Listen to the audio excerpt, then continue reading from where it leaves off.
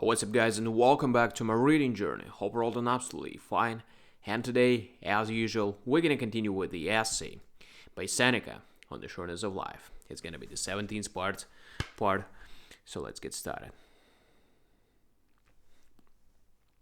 The very pleasures of such men are uneasy and disquieted by alarms of various sorts, and in the very moment of rejoicing, the action thought comes over them. How long will these things last? This feeling has led kings to weep over the power they possessed, and they have not so much delighted in the greatness of their fortune as they have viewed with terror the end to which it must sometime come. When the king of Persia, in all the insolence of his pride, spread his army over the vast plains and could not grasp its number by simply its measure, he shed copious tears because inside of 100 years not a man of such a mighty army would be alive. But he who wept was to bring upon them their fate, was to give some to their doom on the sea, some on the land, some in battle, some in flight, and within a short time was to destroy all those for whose hundreds year he had such fear. And why is it that even their joys are uneasy from fear? Because they do not rest on stable causes, but are perturbed as groundlessly as they are born. But of what sort do you think those times are which, even by their own confession, are wretched, since even the joys by which they are exalted and lifted above mankind, and by no means pure? All the greatest blessings are a source of anxiety, and at no time is fortune less wisely trusted than when it is best. To maintain prosperity, there is need of other prosperity, and in behalf of the prayers that have turned out well, we must take still other prayers. For everything that comes to us from chance is unstable, and the higher it rises, the more liable it is to fall.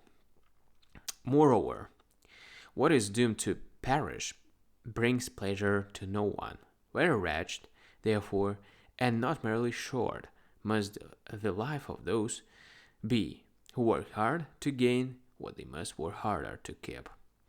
But by great toil they attain what they wish, and with anxiety hold what they have attained. Meanwhile, they take no account of time that will never more return. New engrossments take the place of the old. Hope leads to new hope, ambition to new ambition. They do not seek an end of their wretchedness, but change the cause. Have we been tormented by our own public honors? Those of others take more of our time. Have we ceased to labor as candidates? We begin to canvass for others. Have we got rid of the troubles of a prosecutor? We find those of a judge. Have a man ceased to be a judge? He becomes president of a court. He has become infirm in managing the property of others at a salary. He is perplexed by caring for his own wealth. Have the barracks set Marius free? The consulship keeps him busy. Thus, Quintius hastened to get to the end of his dictatorship. He will be called back to it from the plow. Scipio will go against the Carthaginians before he is ripe for so great an undertaking. Victorious over Hannibal, victorious over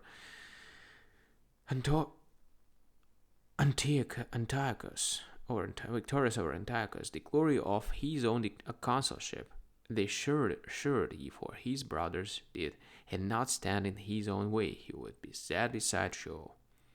But the discord of civilians will wax their preserver.